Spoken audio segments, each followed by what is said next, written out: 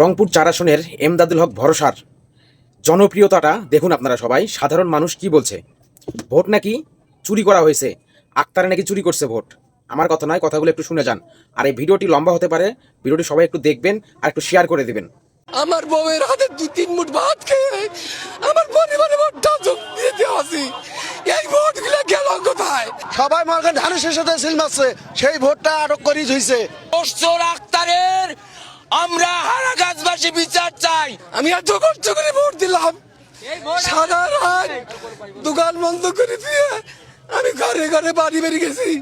সে vote গণনা নাই করে আক্তার ইয়ের দাবিতে আমরা ভোট বুঝি নেবো, ভোট আবার করে নেবো।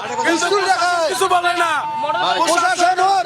আমাদের ইমদাদুল হক ভরসা এতদিন থেকে আসিয়া ভোটে জয়লাভ করলো না। আক্তার 3 মাসে আসিয়া কিভাবে জয়যুক্ত করলো?